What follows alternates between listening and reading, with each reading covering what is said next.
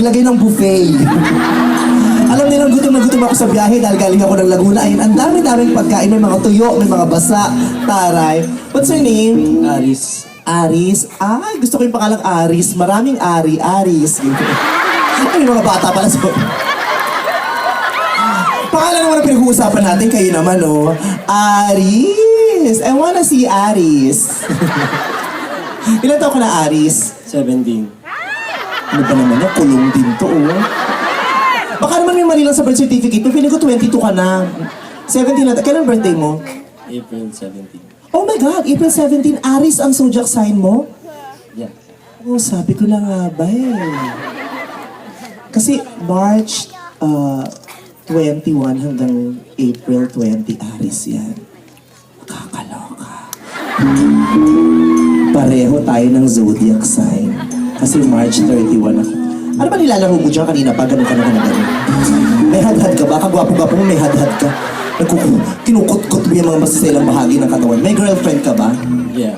Yan ang sinasabi ko sa inyo, bata-bata nyo pa naliligaw na kayo, bata-bata nyo pa meron na kayong girlfriend na ganyan, masisira ang buhay mo. Imbis na mag-ano ka sa pag-aaral, girlfriend ka pa. Pag nasira ang buhay mo, sinisisi ng mga magulang mo, di ako pa. Kasi ng girlfriend mo. Ilang taon na yung girlfriend mo? 18. Talandi ito ah. 18? Ibig na magseryoso kayo sa pag-aaral, puro boyfriend ang inaatupag ninyo? Inspirasyon, kutongan kita sa fallopian tube, sinasabi ko sa'yo eh. 18 pa lang, tingnan nyo oh. Bigyan mo yung pagkakataon yung girlfriend mo na makapag-aral na mabuti, makapaghanda sa kinabukasan. Dahil kung talagang pag-ibig yan, maghihintay at maghihintay yan. Hindi minamadali yan. Naniniwala ka ba doon? Naniniwala. O break na kayo ngayon lang. Ako na ang nagdesisyon. Officially, December 1, wala na kayo. Matagal na ba kayo? Yeah. Ano katagal? 2 years. Yeah. O, ang tagal na pala. Tama na. Diyos ko. Ano pa tatagalin pa? Magpapakasal ka na ba soon? No. O, ayaw pala. O, tama na. Ayaw niya magpakasal. Bakit sumasama ka sa ganitong lalaki? Kailangan yung sasamahan mong lalaki. Yung nakikita mo ito, baka pakasalan ako at makapagtayo kami ng magandang pamilya. Diba? Walang kwentang lalaki to. Iwanan mo siya. Wala kang kwentang lalaki. Wala naman akong kwentong bakla. Okay lang naman. Nag-aaral ka ba? Saan? Lasal. Kaya ka pala nasa greenery kasi green archer ka. Saan ang Lasal? Lasal Taft? O Green Hills. high school ka pa lang. Lasal Green Hills. Mayaman ka. Pang malaki-laki ilalabas ko dito. Malaki-laki puhunan ng umat. Hindi to po pwede sa mga Nokia 5110. Kailangan dito iPhone 5S. Kaya pala ang ganda ng kasuotan, mukhang nakakaluwag-luwag. Oo, mukhang sanay sa aircon. Tingnan mo nga naman. Anong Christmas wish mo? Nung una makita ka eh, pero natupad na. Natupad na yung first wish mo, dapat ang second wish mo yung magkahiwalay na kayo ng girlfriend mo kasi nakita mo na ako. Bago mo ako makita, anong ine-expect mo? Ay, gusto ko yung tugtog. I was born for you. Ito nga tayo, basang-basa na yung pa ako. Anong ine-expect mo nung hindi mo pa ako nakikita? Magugustuhan mo yung lugar. Ano na? Na magugustuhan mo yung lugar. Magugustuhan ko yung lugar. Bukod sa magustuhan ko yung lugar, ano pang pwede kong magustuhan dito? Hindi ko alam. Ang ganda-ganda ng ngipin mo. Ganito ang gusto kong Pilipino, yung matipid. May mga tinga pa eh, o tingnan mo. Yan ay ano, larawan ng katipiran niya pag may mga tinga ka kasi hindi mo kinakain lahat, sinisiksik mo, tapos babalikan mo na lang. Mahirap ang buhay kasi bili ka ng bili, pwede namang itago yung iba, isang bilihan lang, di ba?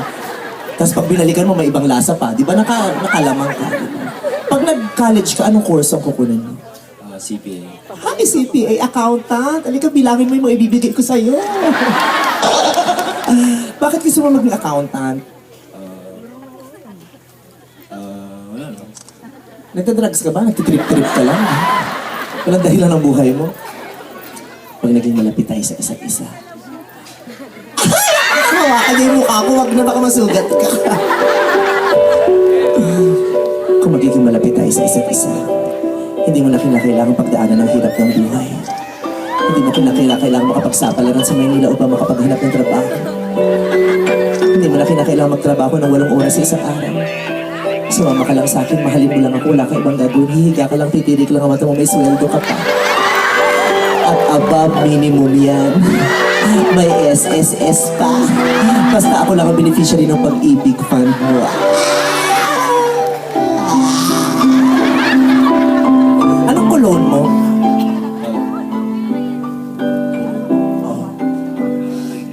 May CK. Kamoting kahon. Ganda-ganda mo manamit. Wala bang medium nito? Kailangan small talaga. Pero maganda ko. Nag-gym ka ba? Ilang beses sa isang linggo? 3. Pag binuhat mo ko, pagpapawisan ka. Hindi mo na kinakailangan mag-consume ng ilang oras sa gym. Gaang lang. Ano ba talaga nasa loob ng bulsa mo? Pa-check nga. Check ko lang! 2 balls, 1 stick. Mahjong pala to.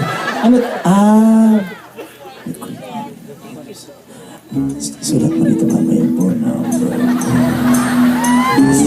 Papasa-load kita every day.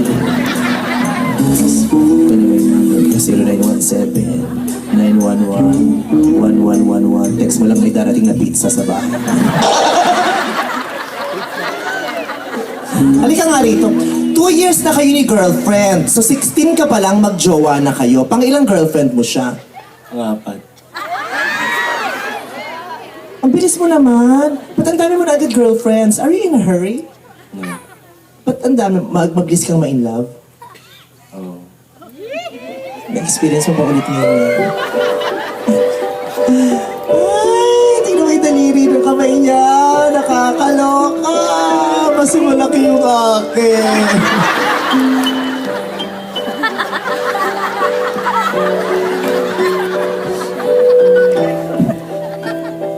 Nung nakita mo ako kanina, nung unang-unang paglabas ko sa entablado, anong unang nasabi mo sa sarili mo? Hindi ko maintindihan yung nararamdaman ko eh. Ano ba yung mukha ko abstract? Hindi mo ma-explica? Painting? Hindi mo mainuwaan? Bakit hindi mo maunawaan ang nararamdaman mo? Naguguluhan ako. Gusto mo bang ayusin kung ano man yung magulong damdamin na yan? Pwede yan. Kung magiging malapit tayong magkaibigan, anong lugar dito sa Bulacan ang pagdadalan mo sa akin at bakit? Gaano kalapit magkaibigan? Ano ka kalapit? Hanggang gaano ba kalapit pwede? Depende. Depende sa iaabot ko sa'yo, gano'n? Pagsabihan mo tong boyfriend mo ha, ngayon pala kami nagkakilala mo kung nagpaparamdam na agad ng pagkalugi sa akin. Anong pinakamagandang lugar dito sa Baliwag na pagdadalan mo sa akin kung sakasakaling magde-date tayo? Saan pa ba? Sa The Greenery. Part owner ba kayo nito? Kung baka endorse ka din eh. Ganda ng TV nyo. Bago yan, no? May plastic pa eh. Hindi pa natatanggal. Ang init mo! Fertile ka! Ang init ng kilikili niya, may sinat ito. Nagsishave ka ng kilikili. Pati yung kilikili. Huwag ka nang mahiya. Buti nga yan lang sinisilip ko eh.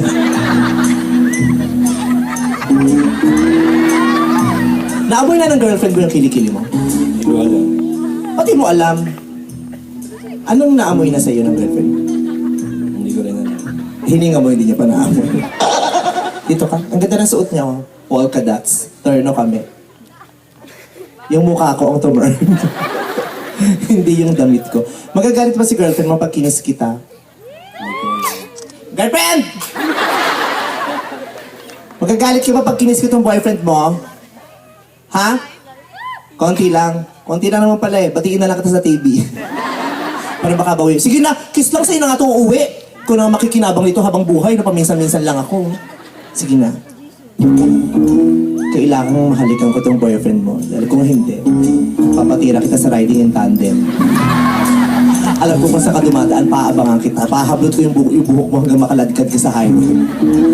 Maganda yung girlfriend mo, no? Joke. Hindi, maganda ka naman, te. Maganda. Iba-ibang itsura ng kagandahan, no? Si ate, pag nakita mo, Unang tingin sasabihin mo, ay hindi maganda. Pero pag tagal-tagal, ay maganda pala. May mga babae naman, unang tingin, ay ang ganda. Pero pag tagal-tagal, ay hindi pa. Ano? Eh, ikaw. Ay ako, unang tingin mo sasabihin mo, ay hindi maganda. Pero pag tagal-tagal, ay oo nga no. At least consistent. Hindi nagbago yung damdamin mo. Diba? Hindi kita pinaasa. Nagandahan ka ba sa akin? Ha? Sira ulo to ah. Akala ko ba magiging kaibigan kita? Hindi ka ba nagagandahan sa akin? Mabait ka. Ha? Mabait ka. Sira ulo to. Gagawin ko lahat. Bibili kita ng medium na polo. Bibili kita ng pantalon mo, pati uniform mo bukas, sinuot mo na ngayong linggo. Magkano allowance mo sa eskwelahan? 300. 300? Ang laki naman! 300? Nung nag-aaral ako, 75 pesos lang, pahirapan pa sa nanay ko, may talak pa yun. 300? Sa isang araw, 300? Di ba nag-aaral ka sa sa Green Hills? Saan ka umuwi? Sa Baliwag? Marikina. Marikina. Si siya, Marikina. Sino siya mga kumare ng nanay mo? Yung mga kumpare niya. Siya Marikina. Laki ng baon mo, 300. Saan mo ginagastos yung 300 mo? Iniipon ko lang. Niipon mo? Pag marami na, sabihin mo sa akin ha. Ano na? Pwede mong dagdagan.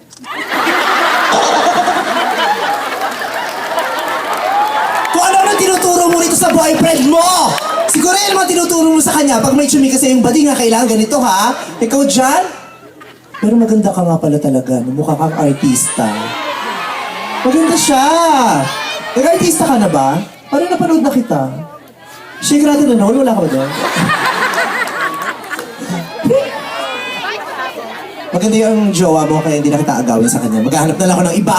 Wala akong pakinabangan sa'yo. Pero kiss mo na ako dali.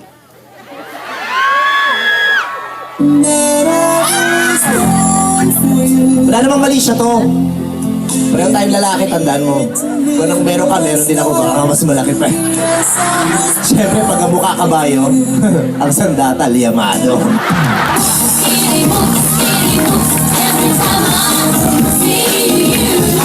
Lalo tuloy ako naiihi pag nakikita kita. Kasi ganun pa ako naiihi, ang layo. Lalakad pa ulit. Ito si Kuya Mel, tinawag na ako, di pa ako naka-CR.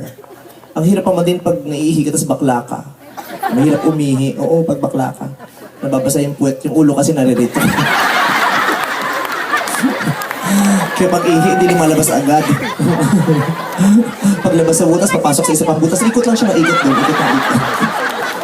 Hindi talaga lumalabas. Minsan ka lang umiiyak ako, ang panghiihi ko na pa rin lumalabas sa mata. Gumagawa rin siya ng paraan. Kiss kita, walang mali siya. Parang magkapatid lang.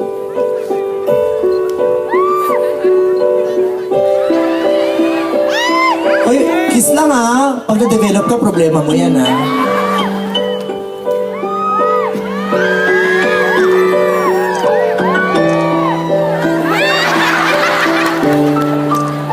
Picturean mo kami, tapos pag nag-aaway kayo, titigan mo yung picture namin. Kiss ko. Halika dali, picturean mo kami para may remembrance.